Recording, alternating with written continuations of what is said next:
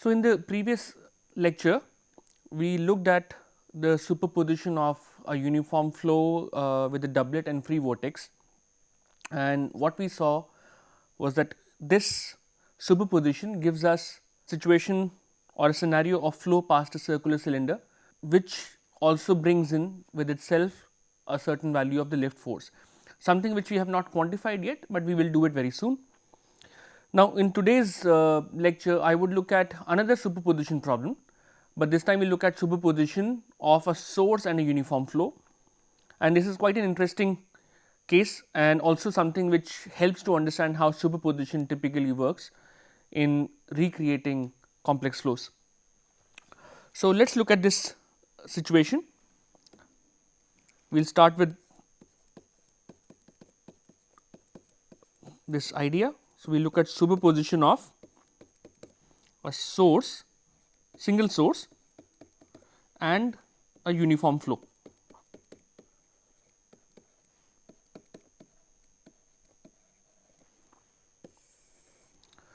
All right.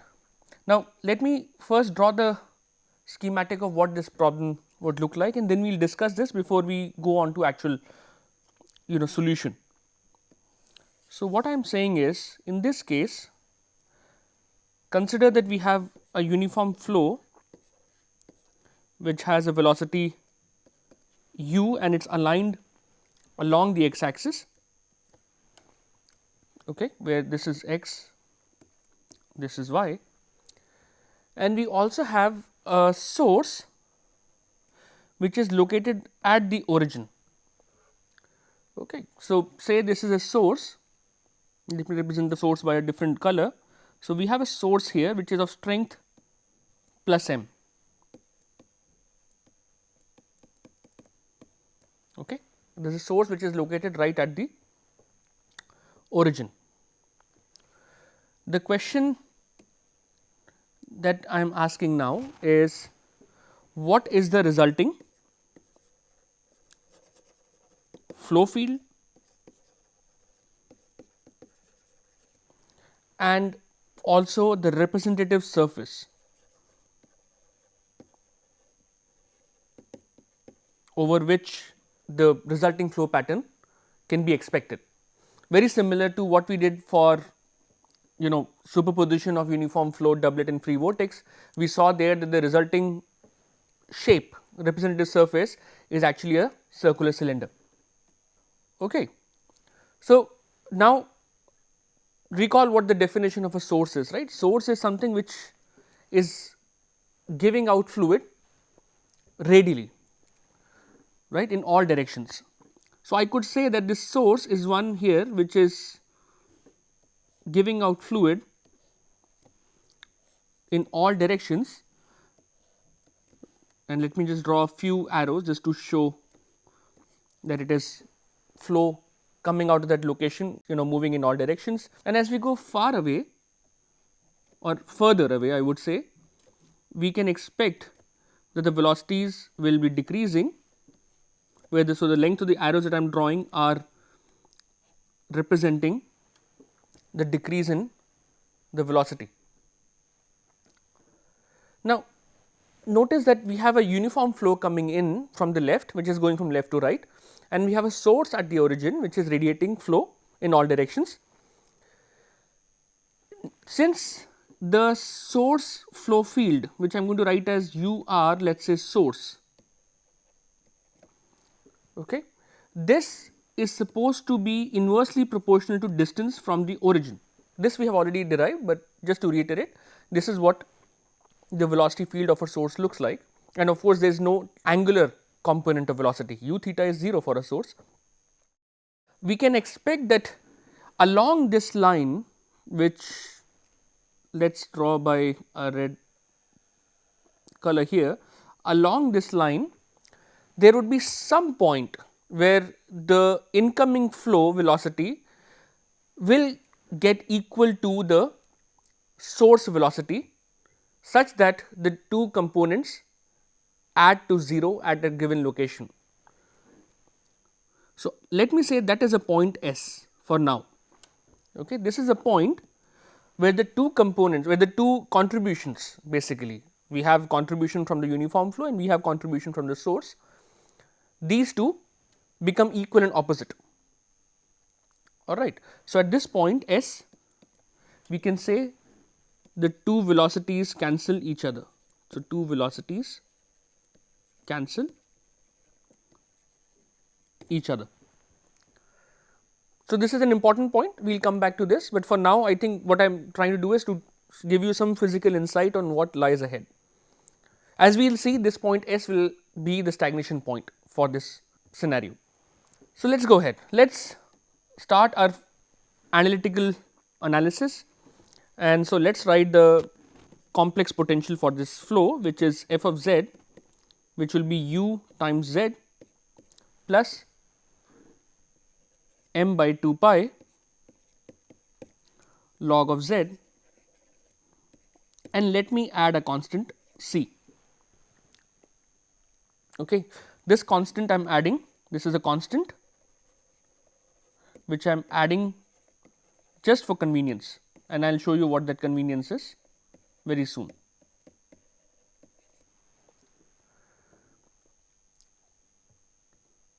So, if we go to the next step, which is basically we want to say this is going to be the velocity potential plus I times stream function, I need to simplify my complex potential. So, let us write z to be r times E I theta, again in polar coordinates.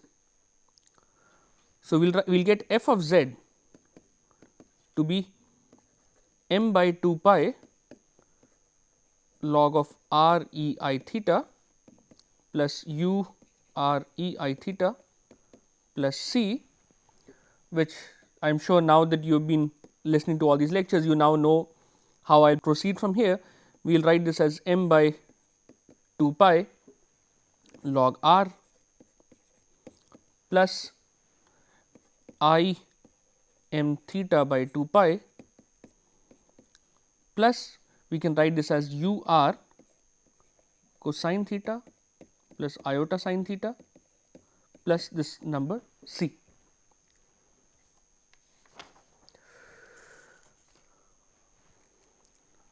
All right.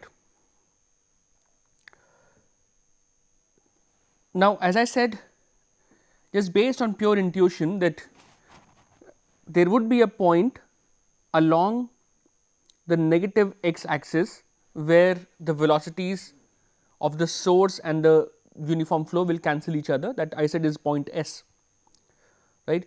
In terms of polar coordinates, note that this location along the negative x axis corresponds to theta equal to pi, right. So, if we measure theta, we typically measure theta from the positive x axis, right. So, we measure theta from this direction. So, this line that I have written here, the red line is actually corresponds to theta of pi. So, let us say we want to know the particular value of stream function when theta is pi. So, let us look at what happens if we substitute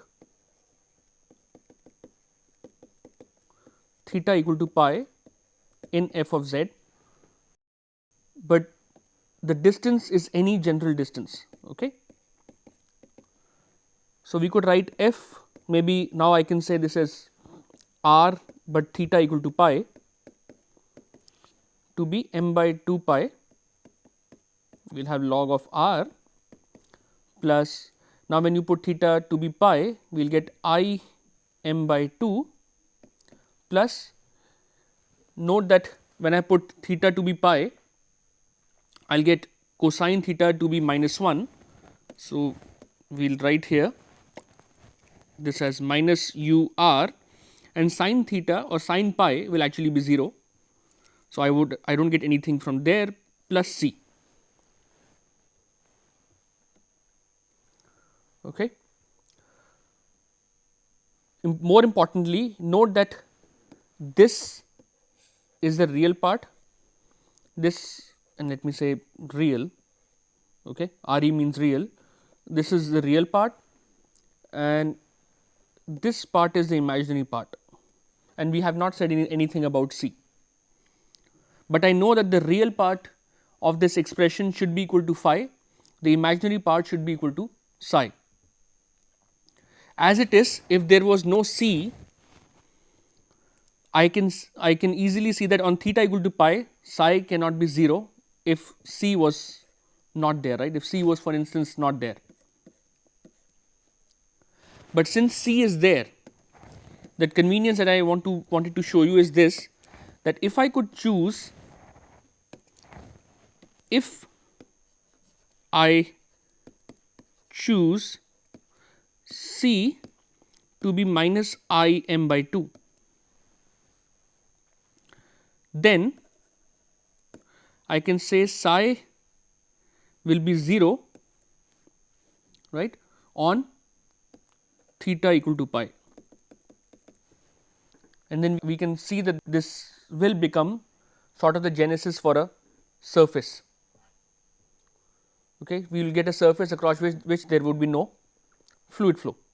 So, complex potential in this case f of z will finally be m by 2 pi log of z plus u z minus I m by 2, which is basically, if I go back to the original equation, this is what we had written, u z plus m by 2 pi log z or log z minus I m by 2. This is the complex potential that we would utilize. Okay. So, with this definition now, what do we have as psi, the stream function? We have psi to be m theta by 2 pi plus, note that now we will have a u r multiplied by sin theta. So, we will have plus u r sin theta and of course, minus m by 2. This is because f of z could be written as phi plus I psi. Okay. So, this would be our stream function for this situation. Now, what about the complex velocity? So, let us say we want to calculate w of z, which would be df dz. So, this would be m by 2 pi z plus u. Anyway, minus I m by 2 is a constant, so its derivative with respect to z is 0. Okay. Now, for a change, I have been doing all the analysis so far using polar form of coordinates.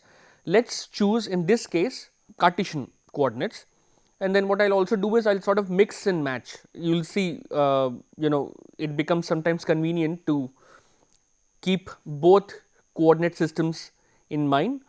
For now, let us proceed further with Cartesian coordinates.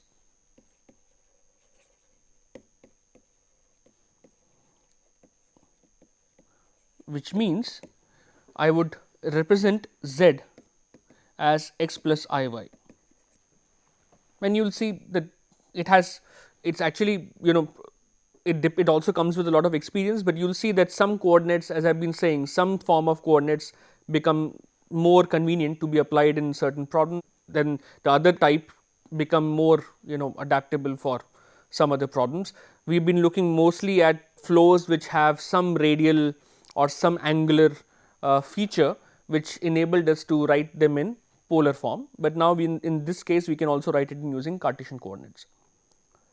So, we get w to be m by 2 pi x, so m by 2 pi x plus I y plus capital U, right. And because I want to write, remember I want to write w as u minus I v. This is the complex velocity in Cartesian coordinates. Okay. So, I clearly want the iota to be in the numerator, not in the denominator here. Here in this expression everything is a real number except what I see as a complex number in the denominator. So, the logical thing to do is, as we do in high school when we are dealing with complex numbers, is to multiply the numerator denominator by the complex conjugate. So, we will just say this is 2 pi x plus I y times x minus I y plus u. So, w would then become x rather m x minus I y times 2 pi. Now, x plus I y times x minus I y is like a plus b and times a minus b. So, that becomes a square minus b square. So, here we can write this as x square minus iota y square plus u, and iota square is minus 1. So, this becomes m x minus I y 2 pi times x square plus y square plus u. So, hopefully you are with me at till this point, that you follow what I have done so far. Okay, this is the complex velocity, which now it is in a form where I can separate out the real and imaginary parts of this complex number. So, the real part would be the x component of velocity, the imaginary part will be the y component of velocity. So, we can write u, small u now, to be u plus mx by 2 pi x square plus y square, and v to be my times 2 pi x square plus y square. Note that there is a negative sign here and there is a negative sign here, and that is the reason the y component does not have a negative sign. Okay. So, it just happens to be in this form. All right. So, we have the two components of velocity, and now we have a lot more information about this flow than we had earlier. So, now let us look at the coordinates where the stagnation point for this flow will be located. So, for the stagnation flow or the flow to reach stagnation, both components of velocity should be 0. Let us begin with the y component. So, let us say when is v 0? If v is 0, clearly y has to be 0, because the denominator cannot be 0. I mean, it is, if the denominator goes to 0, v will not be 0. So, the numerator has to be 0 where y has to be 0. Let us put this as y s. Okay. S, the subscript s indicating it is a stagnation point, or it is the condition where we will reach stagnation. So, y s is 0. So, clearly the stagnation point must be somewhere along the x axis, and that supports our intuition from the sketch here that the stagnation point must be somewhere along this x axis. Okay. Now, when is the x component of velocity 0? So, here we will use the fact that when x component of velocity is 0, let us say it is at location x s, we should also have, for stagnation, the y component of velocity should also be 0, and that happens when y s is 0. So, the denominator would just be x s square, right. So, you can maybe think of it this way, that I have this as the equation, y s is 0 at the stagnation point. So, we do not get the any contribution from the y which is in the denominator. So, we can write that minus m by 2 pi x s is u, which implies that x s is minus m by 2 pi u. That is the coordinate of the stagnation point along the x axis. Now, this is a very important result for a few reasons. One is, note that we have a source, we are working with the source and uniform flow, a uniform flow which is going from left to right. So, u is positive, it is a source, so m must be positive. So, clearly x s is a number which is less than 0, because everything else is positive, there is a negative sign in the result, which means that the stagnation point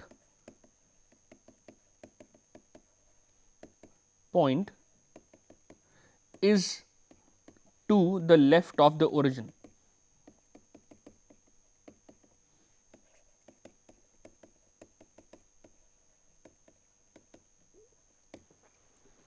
Right, because it is a point which has a negative coordinate. So, it should be the left of the origin, or we can say it is to the left of the source, because remember the source is at the origin. So, that is the reason now we see again going back to the origin sketch that the stagnation point is to the left of the source. Okay, that intuition now is helping us analyze and even sort of justify our result. Now, let us go back to psi. What was psi? We said psi was u r sin theta plus m by 2 pi times theta minus pi, right. Now, let me do a little bit of mix and match in terms of our coordinates. Well, I know that in terms of my coordinates, if I have any point, let us say x comma y, right, this is say a point which is has coordinates x comma y, I know that this distance from the origin is r, this angle is theta. So, clearly this distance which is x must be r cosine theta, and this distance which is y must be r sin theta, right. That is how we sort of come up with the coordinates. So, what I am going to do is I am going to write psi as u times y, noting that r sin theta is y, plus m by 2 pi, but instead of writing theta, right, theta could be written as, well, it could be written as tan inverse y by x, but I do not want to use an equation which I cannot solve, but I would rather look at solving this equation by just pure observation. So, I am not going to replace theta, I am just going to keep theta as it is in this equation. Okay. Now, consider that I want to find, this is my psi, consider that I want to find psi when it is 0. So, when is psi 0? Let us say this is the question that I want to answer. Well, for psi to be 0, we should have u y plus m by 2 pi theta minus pi to be 0, which I would write as y to be m by 2 pi u pi minus theta. So, if there is this relationship between y and theta, or you could say y and x, whichever way you want to say, because remember theta is a function of y and x. If there is this relationship that is satisfied, then we can say that psi is going to be 0. In a sense, this gives us the shape of this curve. More importantly, it also tells me a lot about what the shape would be. So, I am going to call this y, what you see here, as this expression as the half height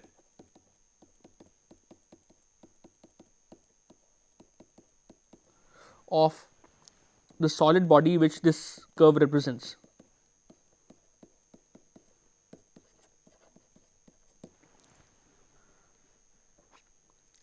And let me show you why I say this is the half height. So, let us look at some limiting cases. Say that as theta approaches 0, or if theta is made very close to 0 or very close to 0, we will have y to be m by 2u, right. When theta goes to 0, we will have pi and pi cancelling out from the numerator denominator. So, y would be m by 2u, and this let me say is h max. Now, note that as theta goes to 2 pi, y will now be minus m by 2u, which is minus h max. So, what it's saying is that when you go, let us say, very far away from the origin along theta 0 line, then you get a certain height of this body, and if you go from along theta equal to 2 pi line, okay, along theta 2 pi line would mean that if this is our coordinate system, this is the x axis, this is y, theta equal to 0 limiting line is something like this, which is right above the x axis, and maybe theta equal to 2 pi line, if I want to draw, it would be right below, right. This is theta 2 pi. So, this is theta 2 pi and we have theta 0. So, we are, if you go far away, then we reach sort of like an height which is h max on this body. Same thing happens here, right. We reach the same height above the x axis and below the x axis, and more importantly, when theta goes to pi, we get y to be 0. Theta equal to pi is actually this line, right. This is theta equal to pi. So, using these facts, we can now recreate the shape of this object. Okay. So, let us try and recreate. What do we get? So, this is the origin, all right, and we have, well, as I said, the stagnation point lies to the left of the origin. So, let us say the stagnation point lies somewhere here. This is S, okay, whose coordinates are minus m by 2 pi u comma 0. So, the size 0 surface happens to be a body which would look like, or a curve which would look like this.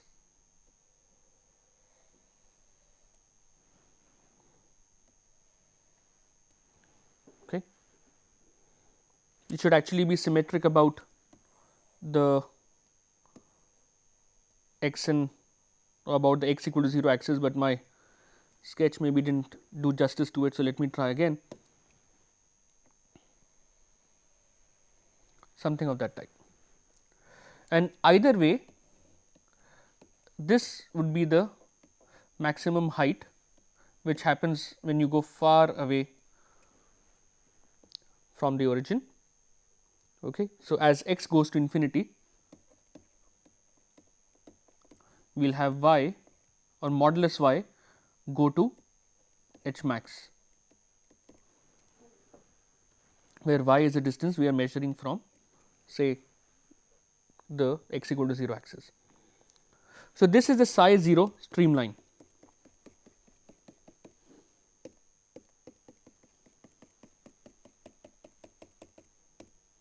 This is a streamline that corresponds to psi equal to 0. Now, what about the flow around this object, around this solid object? So, we could draw this velocity field. Remember, it is uniform far away. So, we must be having some flow coming in this fashion, but as it gets closer, remember, it has to change its course. So, the dividing streamline, if I want to put it this way, it comes out straight at the stagnation point. The rest of it you will see would go around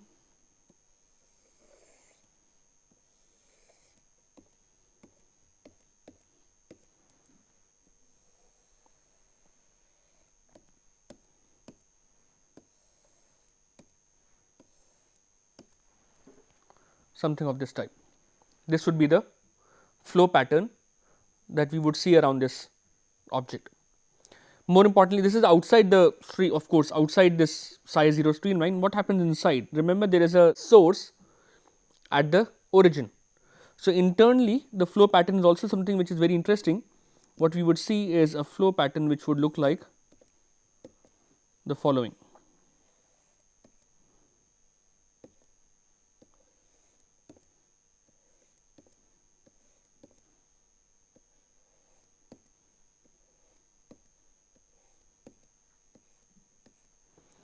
So, we will have a flow pattern of this type. Okay. Now, let us take this even further. So far, I have only considered recreating the shapes of the bodies. Now, let me elevate the problem a little bit and let us bring some fluid mechanics into it. Let me now say that I want to determine the pressure distribution over this body. Alright. So, from a fluid mechanics perspective, I want to know what is the pressure distribution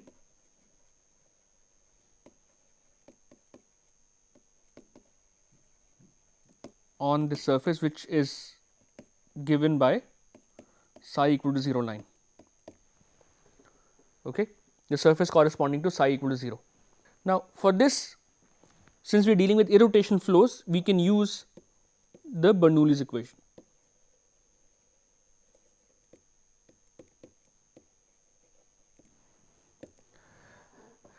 And we will use the Bernoulli's equation in this fashion, that we know that far upstream the velocity is u.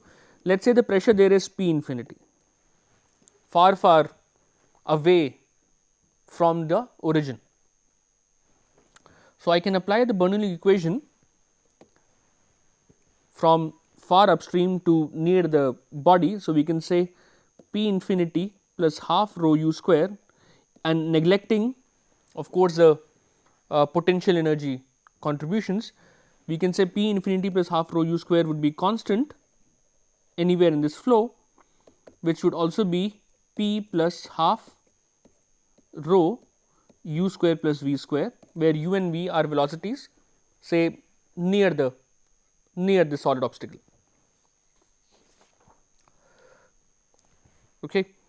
Now, of course, we can calculate the pressure using this equation by substituting what u and v are as a function of r or theta or x or y, but from a dynamics point of view, it makes more sense to not derive the pressure distribution, but rather derive what we know as a non-dimensional pressure coefficient. So, we define a pressure coefficient defined as Cp, okay, or a coefficient of pressure, which we write as P minus P infinity by half rho capital U square. Okay. So, P minus P infinity sort of becomes the difference, and half rho U square is anyway the dynamic pressure. So, we use the Bernoulli equation in the Cp equation, we will get P minus P infinity would be just half rho U capital square minus half rho U square plus V square by half rho U square, which we can write as, so half rho U square and half rho U square in the numerator denominator cancel. So, we will get 1 minus U square plus V square by U square. That would be the pressure coefficient using Bernoulli equation. Now, we use the definition of u and v. So, we know that u is u plus mx by 2 pi x square plus y square, and v is m. Remember, this was actually I think my, we wrote as my by 2 pi x square plus y square. So, I am going to change these definitions now. I am going to use the idea that x is r cosine theta and y is r sin theta, because of which u will become u plus m r cosine theta by, can I say, 2 pi r square, right, because x square plus y square will become r square cosine square theta plus r square sine square theta, cosine square theta plus sine square theta is 1. So, this is what we should get, and which would be u plus m cosine theta by 2 pi r, and v will become m times sine theta by 2 pi r. Okay. So, I am taking the liberty here of actually writing the velocity components which are in Cartesian coordinates in terms of polar coordinates, but as long as we know what we are doing, I think that liberty is something that we can exploit. All right. So, what we can write now is u square plus v square. So, u square plus v square will be u plus m cosine theta by 2 pi r whole square plus m sine theta by 2 pi r square, which I could write as u square plus m square cosine square theta by 4 pi square r square plus say 2 times, well, let us write this as m u cosine theta by 2 pi r plus m square sine square theta by 4 pi square r square.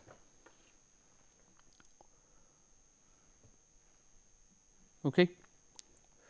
Now, this term and these two can actually be added up, and we will get u square plus m square by 4 pi square r square plus 2 mu cosine theta by 2 pi r.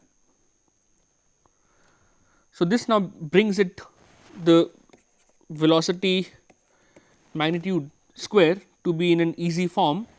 So, this value of Cp would, which was 1 minus u square plus v square by u square, can now be written as 1 minus u square plus m square 4 pi square r square plus 2 mu cosine theta by 2 pi r, and this is being divided by capital U square.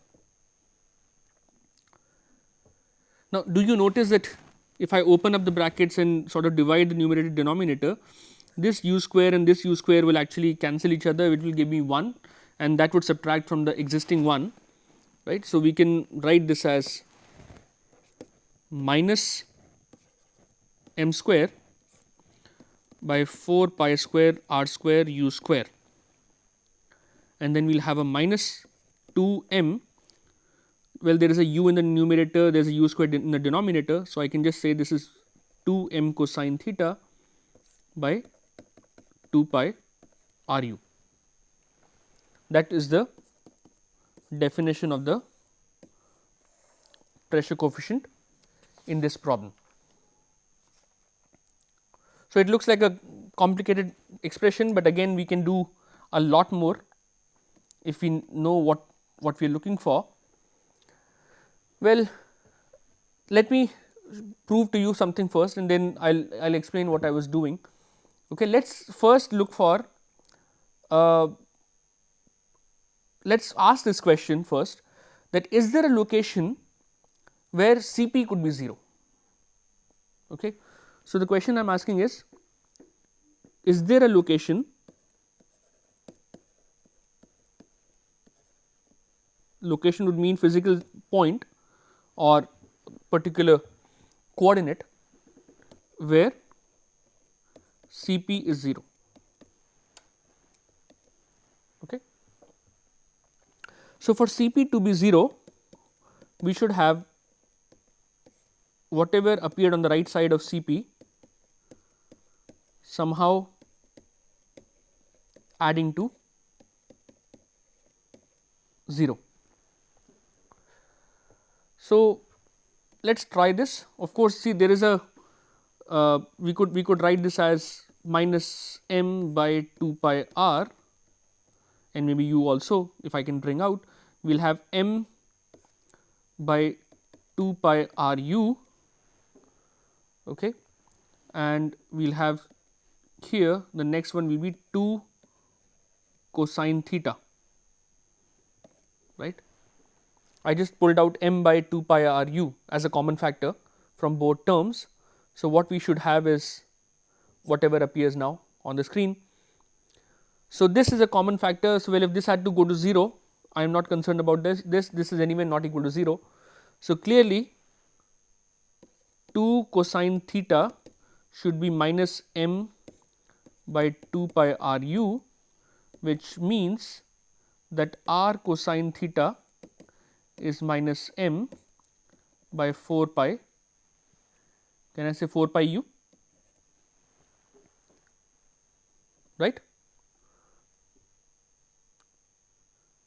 And recall that r cosine theta is x, right, that is a definition of x. So, the location where this C p goes to 0 is some x value, which let me say is x p, for the point that p sort of denotes the aspect that we are looking at where C p goes to 0. So, x p sort of says where it corresponds to x p and not the stagnation point. Okay. Now, this is a very interesting finding again, that in this case the pressure goes to 0 at a location x, which is given as minus m by 4 pi u. If you look at the location of the stagnation point, and I think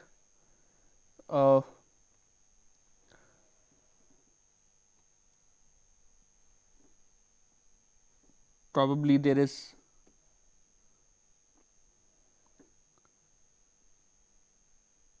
probably this is there is a mistake here, there is x is minus m by 2 pi u. So, I am sorry, but I missed a factor of pi here, really sorry for this. Anyway, so if we now look at this location, which is x p, which is minus m by 4 pi u, can you see that it is exactly halfway between these 2 points.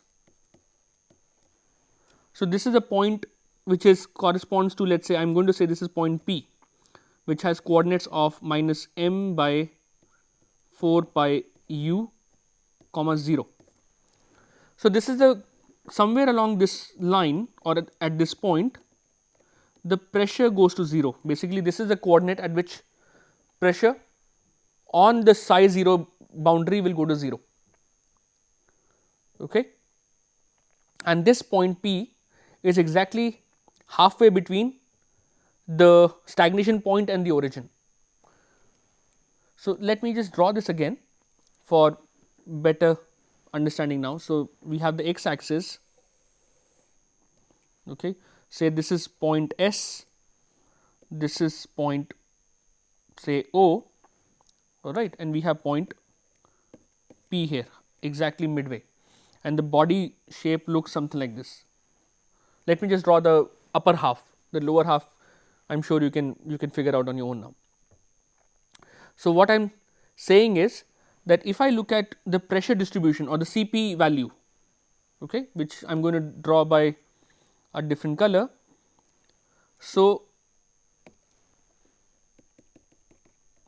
the value of C p happens to be, if you now evaluate from the C p equation, you will see that, which I am asking you to work out on your own, the value of C p will be positive as long as the x coordinate is lower than the value that we have here, which is minus m by 4 pi u. So, for all x coordinates between minus m by 2 pi u to minus m by 4 pi u, the value of C p will be positive. So, the pressure coefficient will be something like this. So, m, this is the way the pressure would look like on this body, okay, the pressure distribution until point P. At point P, the pressure coefficient goes to 0, and then beyond that the pressure coefficient becomes negative. So, it would be of that type. So, this will be C p distribution on the psi equal to 0 line, right. So, C p is positive here and C p is negative here, and Cp is exactly 0 at this point. So, that gives us a pressure coefficient or the pressure distribution on this body from the way we have been working out this case. Let us also look at what would have been the pressure distribution had we looked at, in the previous lectures we looked at flow past a cylinder. Alright. So, let us look at, just to give you one more example of what the pressure coefficient should be for other problems. Say we wanted to look at pressure coefficient for flow past a cylinder and say without circulation. In that case, we had the complex potential to be u times z plus a square by z, and we could derive from that the velocity components are u 1 minus a square by r square cosine theta, and u theta is minus u 1 plus a square by r square sine theta. More importantly, because on a surface of a cylinder r is a. So, on r equal to a, which will become surface of the cylinder, we will have u r, you can see, is 0 and u theta will be minus 2 u sine theta. So, if we apply now Bernoulli equation to get the pressure coefficient on the surface of the cylinder, we would write first pressure to be P infinity plus half rho u square minus half rho u theta square, which would be P infinity plus half rho u square 1 minus 4 sine squared theta, because there is a 2 sine theta in the u theta expression. So, clearly Cp, which is P minus P infinity by half rho u square, will be 1 minus 4 sine squared theta. That would be the pressure coefficient for a circular cylinder, and let me now show you what it predicts for the pressure distribution on a circular cylinder. So, let us just take a new page to draw this kind of distribution. So, we have Cp here and we will draw theta, okay, and we will draw theta between say 0 to pi, and maybe pi by 2 is somewhere in the middle.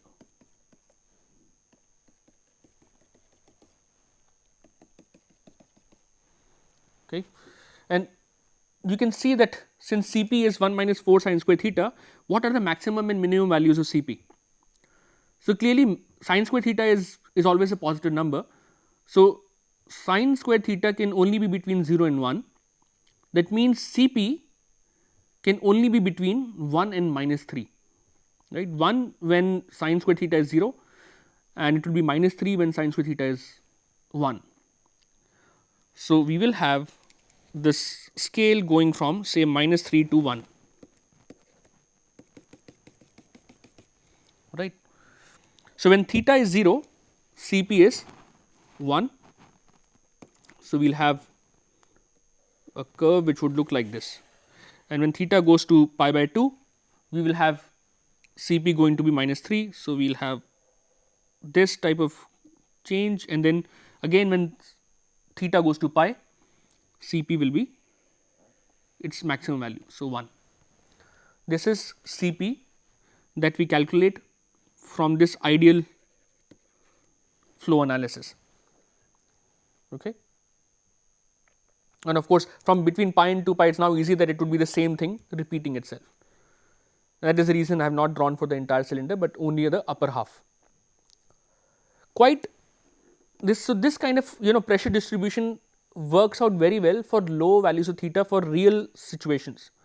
So, if I had to draw, let us say, the pressure coefficient in a real scenario in a viscous fluid, but at a high Reynolds number, what you would see is a behavior of this type, that the Cp value will follow this curve to some point and then it starts to deviate. So, this is say Re, the Reynolds number is about 10 to the power 5 or 0.1 million. This is for a real flow. So, even though there is a large deviation between the real and ideal scenario, well, we can be quite pleased that even in a small zone up till here, the pressure matches quite well, and for a simple analysis of the way we are doing it, analytically, this is also quite a good achievement. Okay. So, we have covered quite a lot of things in today's lecture.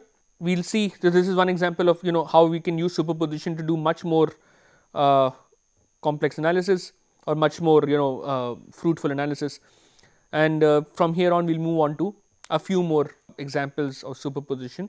I will take up a few examples in terms of solving some problems, and then we will look at how do we calculate force using the tools that we have developed. So far I have not spoken about how do we calculate the actual value of force, but now we will try and address that part as well. So, thank you.